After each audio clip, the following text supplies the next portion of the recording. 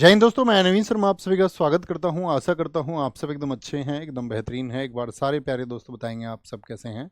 उम्मीद करेंगे बहुत अच्छे होंगे, बहुत बेहतरीन होंगे, बहुत शानदार होंगे। और एक बार सब लोगों की मुस्कुराहट सुबह सुबह दिखेगी तो बहुत अच्छा लगेगा।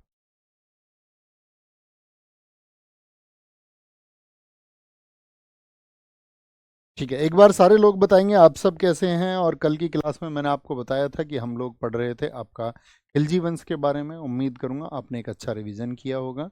बहुत ध्यान से हमेशा साथी आप पढ़ते रहें, क्योंकि हमारे सपने तभी सच होंगे जब उन सपनों को पूरा करने के लिए जो सबसे ज़रूरी चीज़ें हैं उनके लिए हम किन मानकों पर खरे उतरते हैं, कितनी मेहनत हम करते हैं।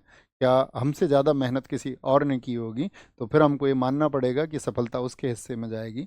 यदि हम उनसे ज़्यादा मेहनत कर सकते हैं तो वो सफलता फिर हमारे हिस्से में आएगी। तो इसी क्रम को शुरू करते हैं और बहुत ध्यान से आपको फोकस करना है एकदम से कंटेंट पर। ठीक है, तो शुरू करते हैं आज की क्लास को। कल हमने आपको बताया था खिलजी वंश में जलालुद्दीन खिलजी को निकी, अभिनव, आशु, गुजर, ऋतिक, राठी, अभिषेक भाई, सुमन, प्रियांशी दीदी, सारे साथियों का बहुत स्वागत है, बहुत सारा स्वागत है। हमने कल आपको बताया था कि अलाउद्दीन खिलजी के आपका ये 4 विजय अभियानों के लिए उसने व्यक्तियों को चुना था। ये अलाउद्दीन खिलजी के सेनापति थे। ठीक है, बड़े आराम से अगर आप प्यार से सुनेंगे, फोकस किया करो, लिखने पर कम ध्यान दो वहाँ कमेंट सेक्शन पे, और यहाँ हमेशा ज़्यादा फोकस करेंगे तो चीज़ें क्लियर हो जाएगी। पहली बात, एक उसकी जो विक्ट्री रही नॉर्थ इंडिया में, यानी उत्तर भारत पर जो उसने विजय पाई। तो उत्तर भारत में आप जानते हो गुजरात भारत के उत्तर स्थिति में है। ये हिस्सा कौन सा है हमारा?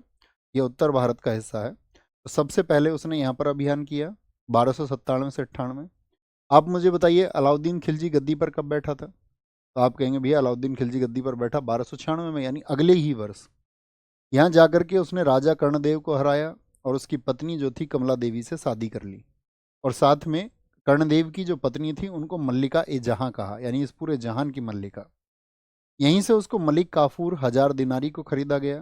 ठीक है, किससे खरीदा था? नुसरत खान ने इसको ख्वाजा नामक व्यापारी से खरीदा था। मलिक काफूर जो कि साथी आपका कहते हैं कि एक किन्नर था, हिजड़ा था। और दक्षिण भारत की जो विजय अलाउद्दीन खिलजी ने पाई वो 1000 दिनारी यानी मलिक काफूर की वजह से पाई। कहते हैं अलाउद्दीन खिलजी इसको प्यार भी करता था, दोनों एक दूसरे को प्यार करते थे, और बाद में यही उसकी मृत्यु का कारण भी बनता है। ठीक है, ये गुजरात अभियान में उसने किया।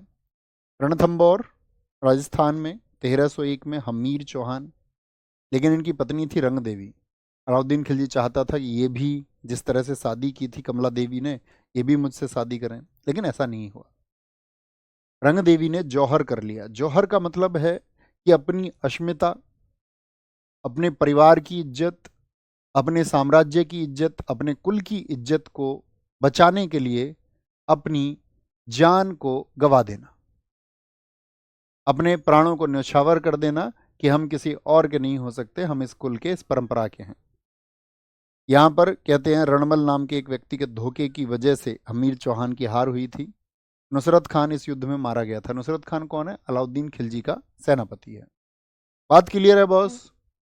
बात क्लियर है सर? ऐसे बोर्ड साफ दिखता है? हाँ, वही तो हम कह रहे थे तुमको, और क्या समझाया था हमने? हमारी बात अगर तुम एक ही बात में मान लोगे तो आसान रहेगा, जिंदगी आसान रहेगी, है ना। और अपना दिमाग लगा के कुछ लॉजिक्स लगाओगे तो अंत में फिर पाओगे कि नहीं, ऐसा नहीं था। चित्तौड़गढ़ का अभियान, चित्तौड़ कहाँ पर है? राजस्थान में ही है। 1303 में बहुत पूछा जाता है उत्तर भारत के सभी अभियानों में, अगर किसी का वर्ष पूछा जाता है तो वो चित्तौड़गढ़ के अभियान का। यहाँ पर राणा रतन सिंह जी थे। ये जो आपका चित्तौड़गढ़ आप जानते हैं महाराणा प्रताप जी का संबंध रहा है, जो 1576 में हल्दी घाटी का युद्ध लड़े थे, उन्हीं के पूर्वज हैं। इनकी पहली पत्नी, उनका नाम था नागमती, दूसरी पत्नी थी पद्मिनी, है ना। इन्हीं के दो सेनापति थे गोरा और बादल, जिनके बहुत किस्से सुनाए जाते हैं। गोरा और बादल ने अलाउद्दीन खिलजी से बहुत ज़बरदस्त लोहा लिया था। कहते हैं अलाउद्दीन खिलजी को एक बार, अलाउद्दीन खिलजी ने राणा रतन सिंह जी को एक बार कैद कर लिया था, तो गोरा बादल छुटा के ले आए थे। ठीक है, अब दूसरी बात करते हैं। पद्मिनी के ऊपर ही एक पुस्तक लिखी गई है पद्मावत, जो कि मलिक मोहम्मद जायसी ने लिखी है। किसने लिखी है? मलिक मोहम्मद जायसी। कहानी क्या है? बहुत सारे लोग कहते हैं नहीं, मलिक मोहम्मद जायसी की पुस्तक पर, क्योंकि दरअसल में ये घटना हुई है 1303 में, और मलिक मोहम्मद जायसी ने जो इस किताब को लिखा वो लिखा सन 1540 में। यानी आप मुझे बताओ कितने सालों के बाद लिखा? तो आप कहेंगे भैया लगभग 250 वर्षों के बाद लिखा है। तो कोई लेखक यदि किसी घटना का वर्णन, मान के चलो आज कुछ हुआ है, उसके बारे में कोई 250 साल बाद लिखे, तो कितनी विश्वसनीयता रह जाएगी आप बताइए? तो डाउट किया जा सकता है या नहीं? तो रानी पद्मिनी दरअसल में ये सिंगल देश की राजकुमारी थी। सिंगल देश कहते हैं आज वर्तमान में श्रीलंका को। तो कहते हैं इनके पास में एक हीरामन तोता था, और राणा रतन सिंह एक दिन घूम रहे थे तो उन्होंने हीरामन तोते की तारीफ कर दी। उन्होंने कहा यार तुम्हारी गर्दन कितनी सुंदर है, दुनिया में मुझे नहीं लगता कि तुमसे सुंदर भी कुछ हो सकता है। तोते की तारीफ कर रहे थे। तोते ने कहा नहीं राजन, आप गलत कहते हैं, अभी शायद आपने सिंगल देश की राजकुमारी पद्मिनी को नहीं देखा है। तो कहते हैं कि फिर उसके बाद में, और उन्होंने फिर अपनी मतलब शादी के लिए वहाँ प्रस्ताव भेजा। उनकी शादी भी हुई। लेकिन जो पहली पत्नी थी नागमती, तो वो उनका भी वर्णन आता है आपका पद्मावत में, तो मलिक मोहम्मद जायसी में, जिसमें नागमती का वियोग लिखा गया है। नागमती किस तरह से परेशान हुई जब उनके पति ने दूसरी शादी कर ली। समझ पा रहे हैं? तो क्या बोलेंगे, चित्तौड़गढ़ का अभियान था। अलाउद्दीन खिलजी ने चित्तौड़गढ़ का नाम बदल के अपने पुत्र खिज्र खां के नाम पर खिजराबाद कर दिया था। बहुत पूछा जाता है, चित्तौड़गढ़ का नाम बदल के खिजराबाद। और यहीं पर उसने ये कह दिया था कि मेरे बाद में जो गद्दी पर बैठेगा वो खिज्र खां होगा। यानी इससे पहले कौन था? जलालुद्दीन खिलजी। फिर एके आया, और फिर इसने बोल दिया अब खिज्र खां होगा, के होगा। एके 1316 में खिलजी की मृत्यु के बाद 1398 में चित्तौड़ फिर से स्वतंत्र हो गया था तुरंत। चित्तौड़ की अपनी मानता रही है, राजपुताना की अपनी एक महानता है। मालवा का अभियान 1305 में इन्होंने किया, मध्य प्रदेश क्षेत्र में। यहाँ राजा थे महलक देव, वो मारे गए। सिवाना को उसने जीता। जालौर क्षेत्र को जीता, ये उत्तर भारत में राजस्थान क्षेत्र में। इसके बाद में अलाउद्दीन ने जब उत्तर को जीत लिया, आप जानते हैं वो तो कहता था कि विश्व विजय उसको करनी है, तो उत्तर भारत तो जीत लिया, तो दक्षिण भारत बचा। दक्षिण भारत पर विजय का जो श्रेय जाता है वो मलिक काफूर को जाता है। कहाँ से मुझे बताएं फटाफट से, किस अभियान से मलिक काफूर को प्राप्त किया गया था साथी? आते हैं। दक्षिण का पहला अभियान देवगिरी पर 1296 में वो स्वयं गया था, मैंने आपको बताया था। जलालुद्दीन खिलजी जब गद्दी पर था तो अलाउद्दीन ने सोचा था मुझे लड़ने के लिए धन चाहिए, और उस धन को लेने के लिए मेरे चाचा मुझे परेशान कर रहे हैं, कहते हुए दक्षिण चला गया था। वापस लौटा, चाचा की हत्या की थी, तो ये तो स्वयं है। जब वहां से आया था देवगिरी से, तो उन्होंने एक प्रॉमिस किया था कि हर साल तुमको टैक्स भेजेंगे, अलाउद्दीन तुम युद्ध करने मत आना। तो जब उन्होंने टैक्स भेजना बंद कर दिया था तो दो बार फिर से अटैक किया था, 1307 और 1311 में। इसीलिए ये 3 वर्ष लिखे हुए हैं। तेलंगाना में वारंगल क्षेत्र पर प्रताप रुद्रदेव था। यहीं से जो गोलकुंडा की खानें थीं, आज अगर हम बात करें वारंगल क्षेत्र, तेलंगाना, आंध्र प्रदेश, हैदराबाद, इस क्षेत्र में आपका खानें हुआ करती थी गोलकुंडा की। उन्हीं गोलकुंडा की खानों से निकला था कोहिनूर का हीरा। भारत के इतिहास में एक अलग ही स्थान है कोहिनूर के हीरे का। तो कोहिनूर हीरा इसी ने, यहाँ के राजा प्रताप रुद्रदेव ने ही अलाउद्दीन को दिया था। होयसल, यहाँ पर वीर बल्लाल शासक था, उसको इसने कब्जे में किया। पांड्य शासकों सुंदर और वीर पांड्य को उसने हराया। और कहते सबसे ज्यादा उसको यहाँ से धन प्राप्त हुआ, 96,000 मन सोना।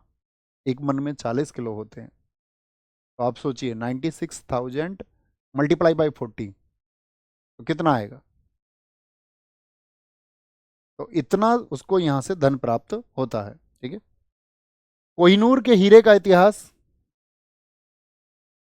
कोहिनूर के हीरे का इतिहास ये रहा है कि वो दुनिया का सबसे बड़ा हीरा है, जिसका शुरुआत में जो वजन हुआ करता था वो हुआ करता था 787 कैरेट, यानी कि 158 ग्राम के करीब में वो आपका सोना था।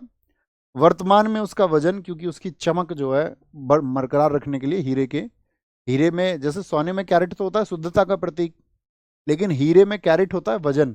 तो उसकी चमक बनाए रखने के लिए हीरे की घिसाई अक्सर चलती रहती है, तो उसकी वजह से उसका वजन कम हो जाता है। इसका सर्वप्रथम उल्लेख अलाउद्दीन खिलजी के समय में मिलता है, गोलकुंडा की खान से यह मिला था। पानीपत का जब पहला युद्ध होगा सन 1526 में, ये आप पढ़ लेना, ये कभी परीक्षा में नहीं पूछा जाएगा, हमने इसलिए लिखा है ताकि आप पढ़ पाओ।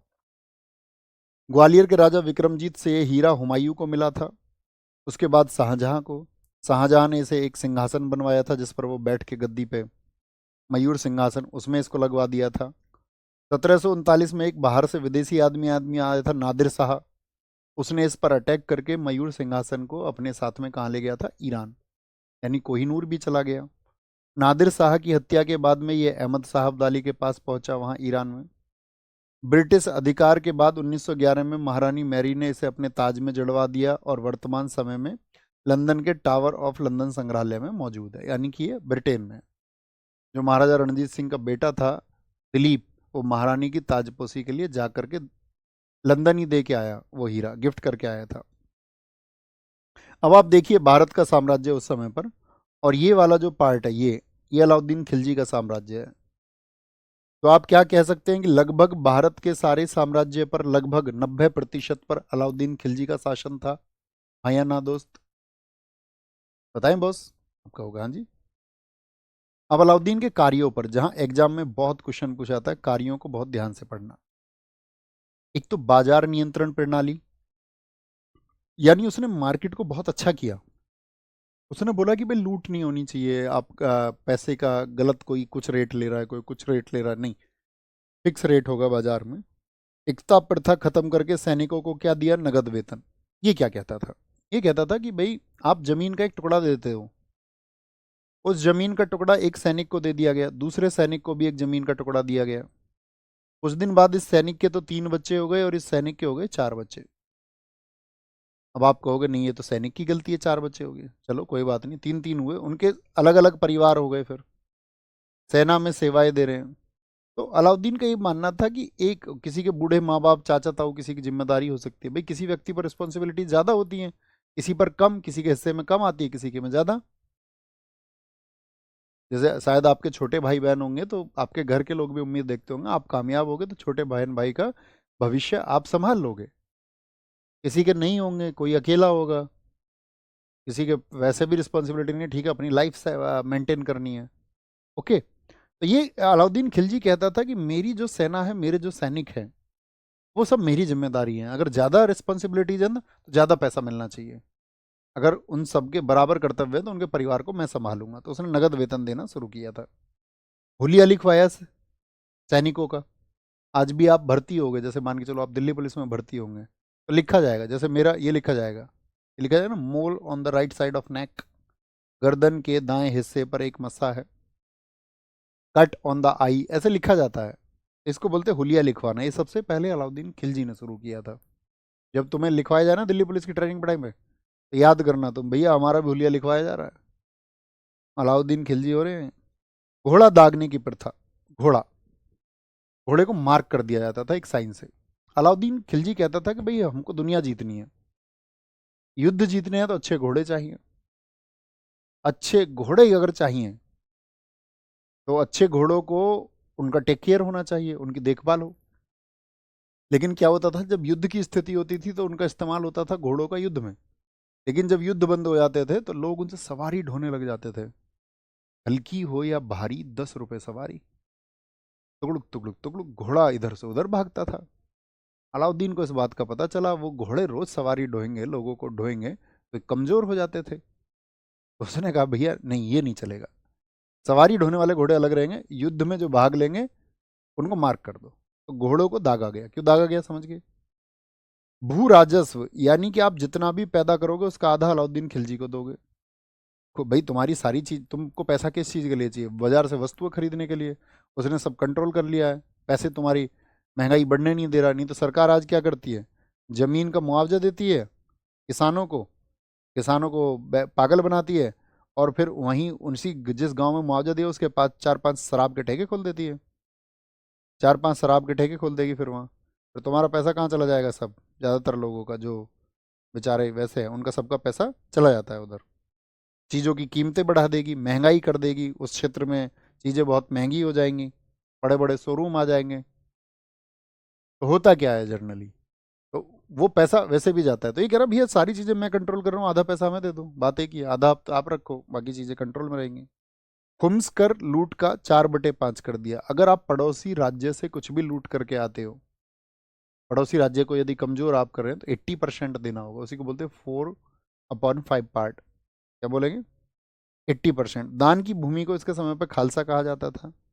भूमि को बिस्वा में मापने की प्रथा शुरू की। जैसे भूमि बोलते हैं ना, आपके यहाँ कैसे बोलते हैं? बीघे में, एकड़ बोलते होंगे, या फिर हेक्टेयर में बोलते होंगे। ऐसे ही बिस्वा भी होता है। जैसे हमारे यहाँ बात करें तो हमारे यहाँ तो लगभग आपका 6.25 का है। 7 एक आइडियल मान लो, कहीं पर 5.5 होता है एक बीघे में बिस्वा। ठीक है। सिक्कों पर तारीख इसने लिखनी शुरू की। इसने सभी वस्तुओं की, जो आवश्यक वस्तुएं थी, उनकी कीमतें फिक्स कर दी थी, निर्धारित। बाजार नियंत्रण की नीति की जानकारी कहाँ पर मिलती है? तारीख फिरोज शाही, जो कि बर्नी की बुक है, बहुत इंपॉर्टेंट है। दिल्ली सल्तनत के बारे में अगर आपको जानकारी लेनी है तो वो बर्नी से अच्छा राइटर शायद ही कोई हो। घोड़े दागने और सैनिक हुलिया लिखने की इसने शुरू की। भैया समझ आ रहा है ना? आराम से, धीरे धीरे। सैनिकों को नगद दे देने की व्यवस्था भी मैंने बताई आपको। शराब और मादक पदार्थ पर रोक लगा दी, अल्कोहल को बैन कर दिया।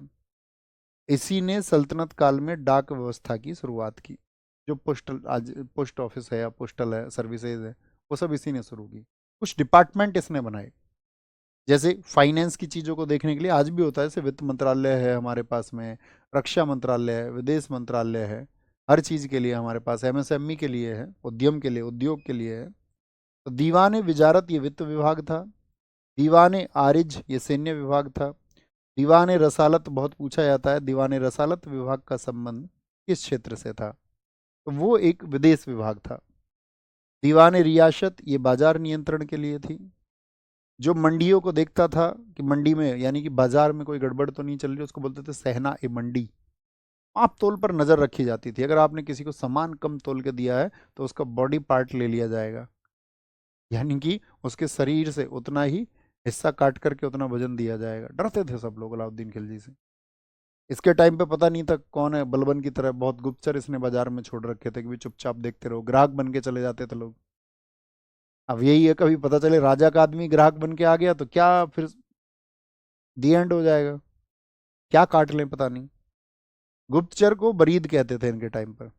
कपड़ा विभाग का जो प्रमुख होता था वो सराय उदल था। जो भेदी होते थे उनको बोलते थे मुन्ही, यानी कि जो भेद बताते रहते थे इधर उधर के। अलाउद्दीन खिलजी की मौत जो हुई वो 1316 में एसेटाइस, यानी कि आपका एसेटाइस, या इसका मतलब है कि आपका पेट के रोग, एक जलोदर रोग होता है ना, उसकी वजह से इसकी मौत हो गई थी। अलाउद्दीन खिलजी ने कुछ निर्माण कार्य भी किए। जैसे इसके ज़्यादातर निर्माण कार्य दिल्ली में हुए थे। हजार खंबा महल, सीरी का किला, ये रहा। सीरी का किला, ये कहते हैं कि मंगोल आक्रमण आपने देखा था, बलबन के टाइम पर भी हुए, मैंने आपको बताया था 1279 और 1285 में। 1241 में भी हुए थे पहले। तो मंगोल आते रहते थे भारत में, तो इसने क्या किया, उनके लिए किला ही बनवा दिया था, सीरी का किला। बहुत पूछा जाता है। जमैयत खाना मस्जिद किसने बनवाई? इसी ने बनवाई। अलाई दरवाजा, जो कुव्वत उल इस्लाम मस्जिद थी, उसका साउथ गेट है। आप सारे दोस्त मुझे एक बात बताओ, कुव्वत उल इस्लाम मस्जिद जो थी उसको किसने बनवाया था और वो कहाँ पर स्थित है? हौज खास, ये सब दिल्ली में अलाउद्दीन खिलजी ने बनवाए। अलाउद्दीन खिलजी की जब डेथ हो जाती है तो उसके बाद में गद्दी पर मलिक काफूर, बहुत कम लोग इस बात को जानते हैं कि बताओ मलिक काफूर भी खिलजी वंश में गद्दी पर आ गया था। हाँ जी, बहुत अत्याचार किया इसने। इसने अलाउद्दीन खिलजी के बेटों की आंखें भरे दरबार में निकलवा ली थी चाकू से। कहते हैं उसकी आंख को उसने ऐसे एक कटार से निकाल लिया था। फिर 36 दिन बाद इसकी हत्या हुई, और मलिक काफूर के बाद गद्दी पर जो आया वो मुबारक शाह खिलजी आया, 1316 से 1320। इसको पागल बादशाह कहा जाता है। क्यों? इसका मन करे दरबार में नंगा आ जाए, बिना कपड़े पहने, और तो कपड़े पहने आए, सलवार पहन करके आ जाए, मतलब कुछ भी कर सकता था ये। इसको एक आदमी पसंद आ गया, मुबारक हसन, और मुबारक हसन इसको पसंद नहीं करता था, लेकिन ये मुबारक हसन को हक करता था दरबार में, चुंबन आलिंगन करता था, उसको चूमने लग जाता था। वो बोले भैया ये क्या आफत है, लेकिन राजा है, सबसे बड़ी आफत ही राजा है, अब कुछ कर नहीं सकता था। राजा गर्दन कटवा देगा, क्या कटवा दे, चुपचाप सहता रहा। एक दिन उसको मौका मिला, वही मुबारक हसन बाद में इस मुबारक शाह पागल बादशाह की मौत का कारण बना। तो गद्दी पर कौन आया? मुबारक हसन। इसका शासनकाल रहा आपका 1316 से 1320। और इसके समय पर जो आपका क्या बोलेंगे, सॉरी यहाँ पे शासनकाल में हमने गलती कर दी है, मुबारक शाह खिलजी ये 4.5 महीने शासक रहा था, 1320 में बना ये, 1320 में बना था, 1320 से 20 यानी 4.5 महीने शासन रहा था इसका। ये जो शासन है 4 साल, ये किसका है, मुबारक शाह खिलजी का है। ठीक है बॉस, याद रखेंगे इस बात को। देवगिरी अभियान इसने भी किया, जब उन्होंने, आपको पता है कि टैक्स देना बंद कर दिया था, उसके बाद में रामचंद्र देव जो थे देवगिरी के शासक, याद है ना अलाउद्दीन खिलजी के टाइम पर, तो उनका जो दामाद था राजा हरपाल, उसने भी टैक्स देने को मना कर दिया था, तब इसने वहां पर भी अभियान किया था। और ये 4.5 महीने रहा, और अंतिम खिलजी शासक इसको कहा जाता है। प्रथम और अंतिम शासक मत भूलना भैया, प्रथम और अंतिम शासक इनके आपको हमेशा याद रखने हैं। तो ये बात कहा जाता है कि भाई क्यों ऐसा हुआ आपका खिलजी साम्राज्य में कि मुबारक हसन के बाद में सत्ता किसी और के हाथ में पहुंच गई। तो इनके खिलाफ जो संगठन का नेतृत्व था वो किया था गाजी मलिक ने। गाजी मलिक ने इस्लाम का नारा दे दिया, पंजाब में बैठे हुए उसने कह दिया कि इस्लाम के हितों की रक्षा ये शासक नहीं कर रहे हैं, हमें इस्लाम के हितों की रक्षा के लिए एकजुट होना पड़ेगा। और इस तरह से उसके खिलाफ क्या अभियान कर दिया, खिलजी वंश के खिलाफ, उनकी कमजोर स्थिति को देखते हुए। इन्हीं दौर में अलाउद्दीन खिलजी के समय एक विदेशी यात्री था, वो भारत की यात्रा पर भी आया था, जिसने बुक लिखी है the travels of Marco Polo. तो जो गाजी मलिक है, जिसने आपका कहते हैं कि भाई एक इकट्ठा अभियान किया कि भाई हमको आपका एक लड़ाई लड़नी है इस्लाम के कमज़ोर होने की वजह से, तो वही आपका तुगलक वंश की नींव रखता है। तुगलक वंश दिल्ली सल्तनत का कौन सा वंश है, जरा एक बार बताएं सारे लोग। हमने आपको बताया 1206 से 1290 क्या रहा, गुलाम वंश। गुलाम वंश के बाद में आपका रहा खिलजी वंश, जलालुद्दीन खिलजी, फिर अलाउद्दीन खिलजी। अलाउद्दीन खिलजी के बाद में 36 दिन मलिक काफूर। फिर आपका कौन आया, क्या बोलेंगे, कौन आया था, बोलेंगे फटाफट से, पागल बादशाह जिसको हमने कहा, जिसकी मौत का कारण आपका बना फटाफट से बताएं, मुबारक शाह खिलजी। और मुबारक शाह खिलजी की मौत का कारण कौन बना, अंतिम जो आपका साथी खिलजी सम्राट रहा, उसका नाम बताइए फटाफट से। तो तुगलक वंश, उसके बारे में जानकारी मिलती है, तो बरनी जानकारी देता ही है दिल्ली सल्तनत के बारे में। एक अमीर खुसरो ने जो तुगलकनामा लिखी है, एक इब्न बतूता आया था यहाँ तुगलक वंश के समय पर, वो दूसरे देश से आया, मोरक्को देश से, या मूर देश हम कहें, उसने भी लिखा यहाँ पर आकर के। फिरोज शाह तुगलक ने अपनी ऑटोबायोग्राफी लिखी, आत्मकथा, खुद नहीं लिखी राजा ने, ये राजा है फिरोज शाह तुगलक। ठीक है, तो ऐसे तुगलक वंश के बारे में हमको पता चलता है। तो संस्थापक कौन है, गयासुद्दीन तुगलक, ठीक है, जिसको हमने मलिक गाजी कहा। इसके पिता कुतुलक खां बलबन के सैनिक थे। आपको याद होगा तो हमने आपको एक बात बताई थी, लोह एवं रक्त नीति किसने अपनाई थी, आपको होगा भैया, तो वो तो बलबन ने अपनाई थी। इसके खिलाफ अपनाई थी, मेवातियों के खिलाफ। जो 3,000 लोग भर्ती किए गए थे वो कौन लोग थे, अफगान थे। ठीक है, तो इसने गाजी की उपाधि धारण की, और ये बलबन के समय के सैनिक हैं। जलालुद्दीन खिलजी का अंगरक्षक भी रहे थे। मंगोलों के 29 आक्रमण को विफल करने के बाद इसने गाजी की उपाधि धारण की। जैसे मंगोलों से रक्षा के लिए जलालुद्दीन खिलजी था, उसने बाद में सत्ता हथिया ली थी, ऐसे ही मलिक गाजी भी आपका मंगोल आक्रमण से रक्षा के लिए था, बहुत सफल था, और बाद में क्या इसने भी गद्दी को अपनाया। नहरों का निर्माण करने वाला ये पहला शासक है। सर्वसम्मति से सुल्तान बनने वाला पहला शासक है। इसने डाक व्यवस्था को बेहतर बनाया। खुसरो खां की हत्या करके हजार खंबा महल में अपना राज्यारोहण इसने करवाया था। इसके टाइम पे ही संत थे निजामुद्दीन ओलिया। अब निजामुद्दीन ओलिया के पास में भी बहुत भीड़ थी, उनकी भी बहुत लोकप्रियता पॉपुलैरिटी थी, लोग उनसे कहते थे कि भाई आप राजा बनो। और ऐसी एक स्थिति आई कि सन 1325 में गयासुद्दीन तुगलक बोलते हैं इसको, जीएसटी, गयासुद्दीन तुगलक को दिल्ली से बंगाल जाना पड़ा। कहाँ जाना पड़ा, बंगाल, जीएसटी। ये जीएसटी आज वाला जीएसटी मत सोचना, आज वाले जीएसटी में क्या हमारा बुद्धू बनाया गया, देखा तुमने, बोला जीएसटी कम हो गई है, कम हो गई है, कम हो गई है। अब भैया अब कम हो गई तो पहले ज़्यादा थी, किसने लगाई थी जीएसटी, जब कांग्रेस उस बिल को लेके आ रही थी, कांग्रेस ने कहा था ये बिल अच्छा है, तो सारा अपोजिशन कहता था कांग्रेस से कि नहीं ये बिल तो बहुत खराब है। और 2014 में तो मोदी जी का मेन एजेंडा रहा था जीएसटी बर्बाद कर देगा देश को। फिर उनके शासनकाल में वो 1 जुलाई 2017 को लागू हुआ, और उसमें जो कुछ भी वसूला गया अब कह रहे हैं कम करके अब इसका भी जश्न मनाओ। हमारी तो समझ के बाहर है।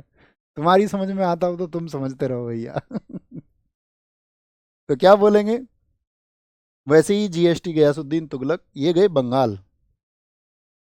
अब बंगाल गए तो वहाँ लोगों ने बताया कि भाई आप बंगाल से वापस जब दिल्ली जा रहे हैं तो वहाँ पर निजामुद्दीन औलिया आपकी हत्या का षड्यंत्र करेगा। तो उन्होंने पहले एक दूत भेज दिया कि ए निजामुद्दीन औलिया, इतने मैं दिल्ली पहुंचूं इतने तुम दिल्ली में दिखाई नहीं देने चाहिए। पत्र लिखवा दिया पहले ही, दिल्ली में तुम दिखाई नहीं देने चाहिए, ना तुम्हारे लोग दिखने चाहिए। निजामुद्दीन औलिया जी ने भी एक पत्र लिखा वापस, उन्होंने लिखा हनुज दिल्ली दूरस्थ, महाराज अभी दिल्ली दूर है, तो पहले दिल्ली आ तो जाओ। और हुआ भी ऐसे ही। दिल्ली आने से पहले ही उनके भतीजे ने कहते एक ऐसा महल बनवा रखा था जिसमें दब करके उसकी मौत हो गई। ठीक है। तो निजामुद्दीन औलिया के जो गुरु थे वो थे फकरुद्दीन, जिनको गजे शंकर कहते थे। इन दोनों की बातचीत का वर्णन फवायदुल फवाद पुस्तक में लिखा गया है, जिसके लेखक हैं अमीर हसन सिज्जी। 1325 के बंगाल अभियान से लौटते समय लकड़ी के महल में दबकर मौत हो गई, जो कि मोहम्मद बिन तुगलक द्वारा बनवाया गया था। लकड़ी का जो ये महल था किसने बनाया था, अहमद अयाज ने बनाया था।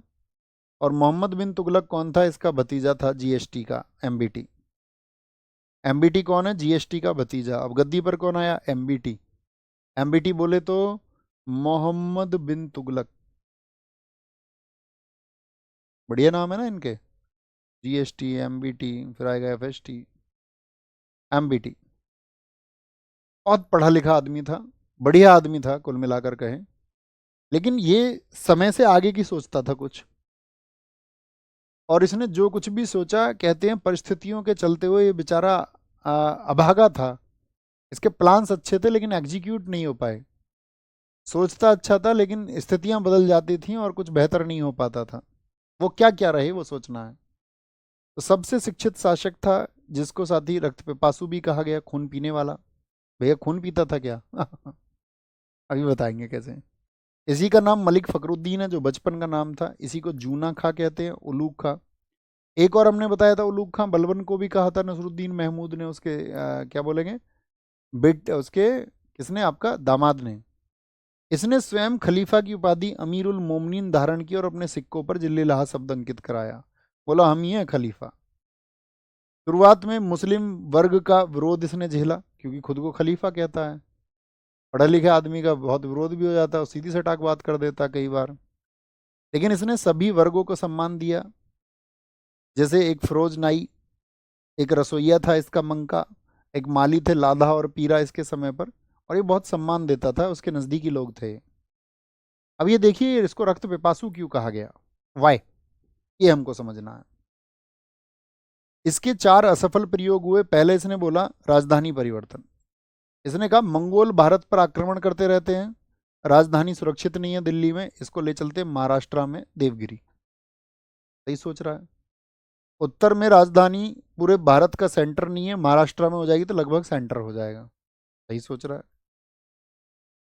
गलत थोड़ी सोच रहा है, कुछ केंद्र बनाने का सोच रहा है। और सबसे बोला अब चलो तुम अपना सामान लेके उठा के, सबने अपने बक्से वक्से पैक कर लिए।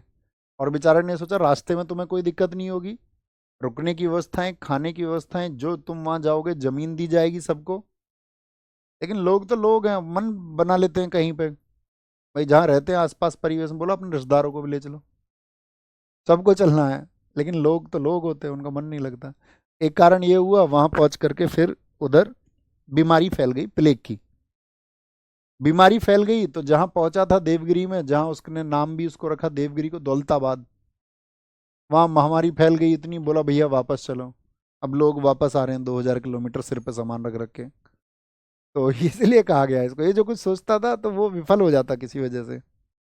इब्न बतूता कहता है इस बात को कि इसने जो राजधानी बदली थी वो एक पत्र की वजह से बदली थी। कहते हैं इसको लोग चिट्ठियों में गाली लिख के भेजते थे दिल्ली में, रोज चिट्ठी पड़ी मिलती थी सैनिकों को, सबको। बड़ा साले परेशान करते हैं, चलते हैं यहाँ से। जब उसको गाली मिल रही थी तो सब के सब वहां से वो चल दिए। एएल श्रीवास्तव मंगोल आक्रमण की वजह से, एएल श्रीवास्तव एक इतिहासकार हैं जो कहते नहीं, उस पत्र की वजह से नहीं, मंगोल आक्रमण की वजह से इसने ये बदला। बर्नी कहता है कि भारत के केंद्र में होने की वजह से, यानी कि भारत में दोनों जगह शासन उत्तर और दक्षिण में बराबर हो सके, इसलिए किया उसने। एमबीटी ने 2.5 वर्ष स्वर्ण द्वारी यानी कि जो आपका इलाहाबाद में है उसके तट पर व्यतीत किए। 1335 में पुनः दिल्ली को राजधानी बनाया। इसने एक सांकेतिक मुद्रा बनाई। देखिए पहले कॉइन चलते थे, कॉइन सोने का सिक्का या दुनिया में विनिमय चलता था। आप किसी से 1 किलो गेहूं का आटा लो और याद रखो आप उसको 1 किलो मक्के का आटा दे दो, कभी उसके घर मक्का होगी तो वो आपको मक्का दे देगा, कभी उसके घर गेहूं होंगे गेहूं दे देगा। किसी एक वस्तु के बदले में कोई दूसरी वस्तु दे दी जाती थी, करेंसी तब नहीं थी।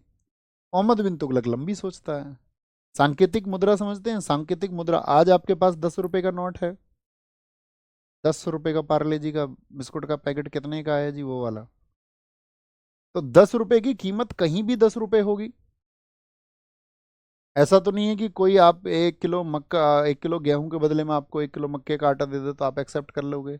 हाँ, व्यवहारशीलता में कर सकते हो, लेकिन ऐसा थोड़ी है कोई आपसे बोले 10 रुपए 8 रुपए में चलेंगे, या कोई बोले तो आप ये कहने लगे किसी से मेरे 10 रुपए में 12 रुपए की चीज़ें मुझको दे दो। गुड डील अलग बात है, वो देने को 20 की भी दे सकता है, लेकिन क्या जनरली ऐसा होता है? आप कहोगे नहीं, 10 रुपए बराबर 10 रुपए। तो यही सांकेतिक मुद्रा है कि जो उस पर लिखित है वही उसकी वास्तविक कीमत है। ये इसने ब्रॉन्ज की बनी हुई चलाई थी। ईश्वर टोपा ने कहा है चांदी की कमी के चलते मोहम्मद बिन तुगलक ने कांसे की ये मुद्रा बनाई थी। खुरासान अभियान ये कहता है कि भारत पर बहुत आक्रमण होते हैं, तो एक काम करते हैं इस वाले एरिया को जीत लेते हैं हम ही बाहर चल के। बहुत सारी बड़ी सेना लगा दी, यहाँ के लोगों को खरीद लिया, जो इराक के अंदर साम्राज्य के अंदर लोग थे, बहुत पैसा बहाया। बाद में जो फाइनल एग्जीक्यूटर था, जो इस काम को अंजाम दिलाता, राजा का नज़दीक व्यक्ति था, उसी की मौत हो गई। तो कहते हैं बहुत सारा धन जो बर्बाद हुआ था किसी एक प्लानिंग के चलते, वो व्यक्ति मर गया, तो ये सब विफल हो गया, सारा पैसा बेकार गया। फिर बोलता है इधर से हिमाचल और चीन को सुरक्षित कर लेते हैं। यहाँ जो उसने लाखों की सेना भेजी, बर्फबारी और हिमपात के चलते हुए सब मारी गई, सारी सेना, कोई फायदा नहीं हुआ। दो आब, दो आब क्या होता है? दो माने संख्या दो, आब माने पानी, यानी गंगा और जमुना के बीच की जो भूमि है, तो दो आब के टैक्स को इसने बढ़ा करके 1/2 कर दिया था। किसानों की समस्याओं को समझा और किसानों के लिए दीवाने अमीर को ही इसने बनवाया, दीवाने अमीर को ही। ठीक है बस। इसने सिक्कों पर कलमा खुदवाना बंद कर दिया, यानी कि जो राजा पहले अपनी प्रशंसा लिखते थे, बहुत बोले कोई प्रशंसा नहीं लिखेगा अपनी, उसको बंद करवा दिया। सिंगोली का युद्ध भी लड़ा इसने मेवाड़ में, यानी कि राजस्थान में। और हमीर देव की उपाधि जो इसके समय पर थी वो थी विषम घाटी पंचानन, उसको कहा जाता है। सिंगोली का युद्ध में हालांकि विजित यही हुआ था। नगरकोट को भी जीता मोहम्मद बिन तुगलक ने, यानी मोहम्मद बिन तुगलक की विजय है। इसी के समय भारत में एक विदेशी यात्री आया था, इब्न बतूता, बगल में जूता, मोरक्को से आया, 1333 में आया। आके मुलाकात करता है मोहम्मद बिन तुगलक से। मोहम्मद बिन तुगलक का दिल खुश हो जाता है, इतना ज्ञानी आदमी। उसको बोलता है तुम एक काम करो, काजी बन जाओ, दिल्ली का काजी। काजी का मतलब होता था न्याय विभाग का प्रमुख। जैसे आज दिल्ली में हाई कोर्ट है, सुप्रीम कोर्ट है, उसका चीफ जस्टिस, चीफ जस्टिस बना दिया इसको सीधे। तुम बोला तुम न्याय करोगे जनता के साथ में। और अपना दूत बनाकर बाद में अपने मैसेजेस के लिए उसको चीन भी भेजा था। इब्न बतूता की जो बुक है वो है किताबुल रहला, बहुत शानदार। मोहम्मद बिन तुगलक के समय पर ही भारत में कुछ राज्य अलग हो गए थे। जैसे कि दो राय बंधु थे इसके समय पर, हरिहर राय और बुक्का राय, उन्होंने विजयनगर साम्राज्य की स्थापना कर ली थी दक्षिण में, कर्नाटक क्षेत्र में। एक हसन गंगू था, वो भी अलग हो गया था, उसने जाकर के बहमनी साम्राज्य को बसा लिया था आपका साउथ में, बहमनी साम्राज्य को। ये सब जो चीज़ें लिखी हुई ना, उनके गुरु कौन थे, ये सब हम पढ़ेंगे विजयनगर साम्राज्य में। प्रशासनिक कार्यालय कौन से थे इसके? प्रशासनिक कार्य, सुल्तान बनने के बाद मोहम्मद बिन तुगलक ने अपने चचेरे भाई मलिक फिरोज को नायब बारबक के पद पर नियुक्त किया। मलिक बयाज खिलजी को लखनौती का राज्यपाल नियुक्त किया। कमरुद्दीन को सदरे जहां के पद पर तथा शेख सिहाबुद्दीन को दीवान मुस्तकराज के पद पर नियुक्त किया। दिल्ली सल्तनत का पहला सुल्तान जिसने अपने राज्य के अधिकारियों की नियुक्ति योग्यता के आधार पर की, ऐसा नहीं नेपोटिज्म के आधार पर कि चाचा ताऊ के हैं तो इनको लगा लो। किसके अंदर एबिलिटी है, किसके अंदर योग्यता है। हिंदुओं के त्योहार होली में शामिल होने वाला पहला सुल्तान ये बना। गायों के लिए गौशाला का निर्माण करने वाला पहला सुल्तान बना। दिल्ली का पहला सुल्तान जो कि अजमेर शरीफ गया। अजमेर शरीफ किसका मैंने बताया था आपको, याद है? चिश्ती साहब की दरगाह मैंने आपको बताई थी। इसके समय बहुत सारे विद्रोह हुए। दिल्ली सल्तनत के सभी सुल्तानों में सर्वाधिक 22 विद्रोह इसी के शासनकाल में हुए। बंगाल विद्रोह किया एक शमसुद्दीन नामक व्यक्ति ने, उसने अपनी स्वतंत्रता घोषणा कर दी थी, ये प्रमुख विद्रोह है। 1350 में गुजरात में तघी नामक एक व्यक्ति ने नेतृत्व करके विद्रोह कर दिया था। लेकिन हमको याद रखनी है 1351 में मोहम्मद बिन तुगलक की मौत। कब से कब तक रहा? 1325 से 1351, यानी कि, और इससे पहले आपका 1320 से 1325 गयासुद्दीन तुगलक, फिर आपका मोहम्मद बिन तुगलक रहा। बदायूनी कहता है सुल्तान को उसकी प्रजा से और प्रजा को उसके सुल्तान से मुक्ति मिली। वो तो लोगों का भला करना चाहता था, कहते हैं बेचारा कर ही नहीं पाया, मुक्ति मिल गई उसे भी लोगों से। और लोग जो उससे परेशान थे वो कह रहे हमें भी मुक्ति मिली इससे, हमें नहीं चाहिए इतना बढ़िया राजा। तो इसके बाद गद्दी पर आता है फिरोज शाह तुगलक। ये बहुत इंपॉर्टेंट होगा। और आज काफ़ी हमने अच्छा बगैर ध्यान भटकाए काफ़ी कुछ पढ़ा। तो इतना काफ़ी लेक्चर है ये आज का, मैं उम्मीद करूँगा आपके रिवीजन के लिए। ठीक है, फिरोज शाह तुगलक को हम कल की कक्षा में आगे पढ़ेंगे। आप एक बार इसको रिवाइज करना अच्छे से जो हमने पढ़ा है। ठीक है बॉस, ख्याल रखिए। बाकी कोई क्वेश्चन है तो आप पुट कर सकते हैं, किसी का कोई क्वेश्चन है तो। बस अभी तो टाइम है।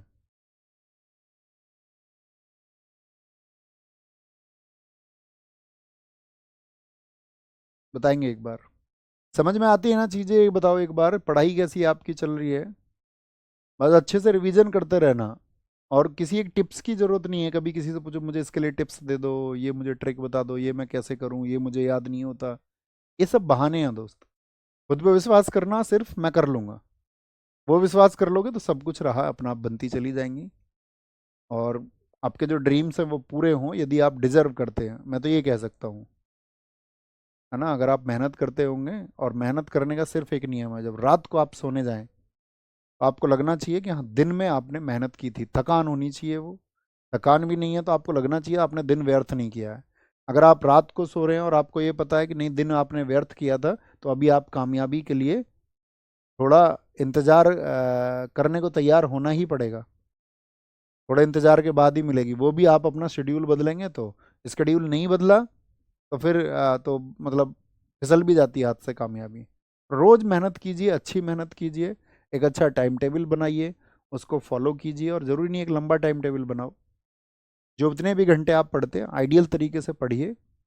और 5-6 दिन का अपना स्टडी प्लान बनाया करो, फिर बदल के नया स्टडी प्लान बनाया करो, क्या ज़रूरत है। पूरी मार्किंग रखो, आप क्या पढ़ चुके हैं, अगर पढ़ चुके हैं तो क्या रिवाइज करने की ज़रूरत है।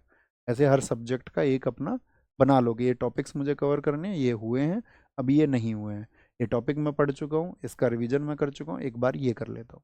जितना शांत होगे, जितना मुस्कुरा के तैयारी करोगे, उतने अच्छे रिजल्ट्स आएंगे। और एक दिन आप देखना इस बात को, आप खुद इस बात को कह रहे होंगे। थैंक यू, नमस्ते, जय हिंद, जय Bharat, take care, bye bye.